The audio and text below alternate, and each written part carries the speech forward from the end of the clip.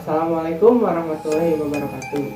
Perkenalkan, saya Diki Rusmani Hadi dengan NPM 191FF03104, kelas 2 FA3, program studi S1 Farmasi Universitas Bakti Kencana. Di sini saya bakalan review mata kuliah kimia medisinal pertemuan 4, yaitu mendesain molekul obat yang sesuai dengan targetnya. Desain molekul obat dilakukan dengan pendekatan multifermentor, di mana molekul obat didesain berdasarkan subunit-subunitnya. Dalam melakukan penemuan obat tidak dilakukan hanya sekali saja, tapi dilakukan secara berulang kali. Pertama yaitu ada desain atau identifikasi lead compound atau sinyal penuntun. Yang kedua itu ada uji aktivitas dari suatu lead compound. Jadi uji aktivitas di sini itu kan dalam suatu obat tuh diklasifikasikan atau dikelompokkan dulu.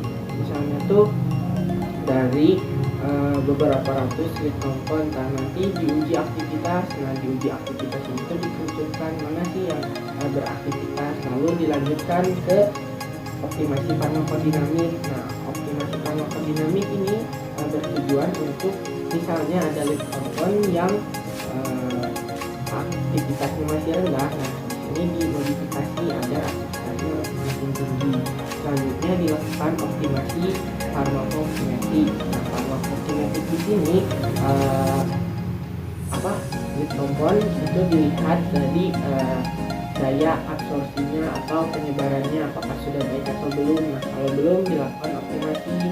Selanjutnya dilakukan fase optimasi farmasetik, di mana farmasetik di sini lebih ke sediaan yang akan kita buat, apakah sediaan itu dalam bentuk apa.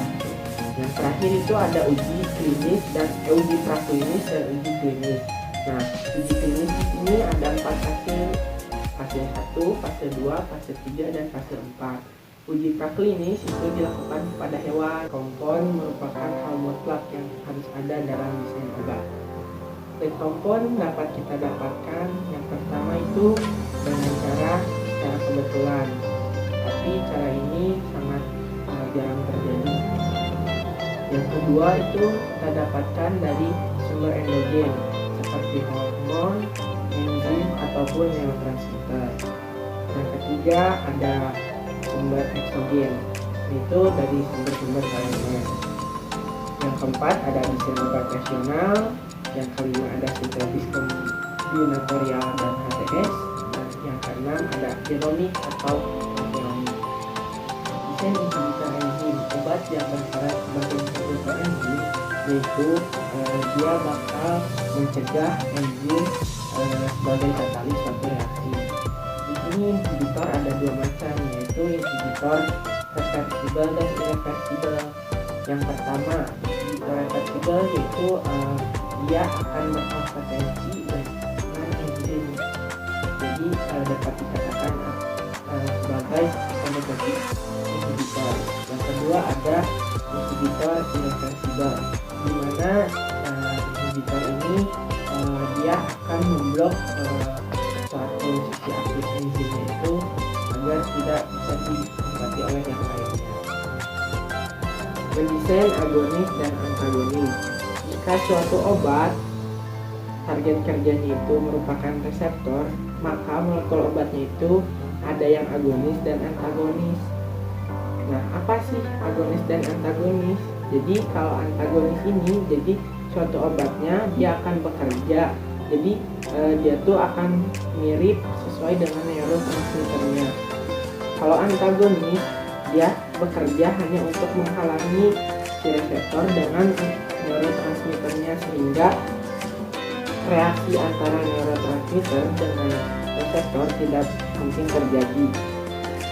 Dalam mendesain suatu agonis ada hal-hal yang harus diperhatikan. Yang pertama itu gugus fungsinya harus sama, ukurannya harus sama, dan posisinya itu harus sama. Sama dengan apa? Sama dengan reseptornya.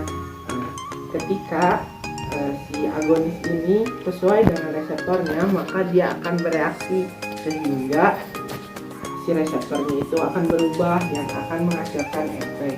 Nah, sekarang antagonis. Jadi antagonis di sini bekerja hanya untuk menghalangi si neurotransmitternya saja.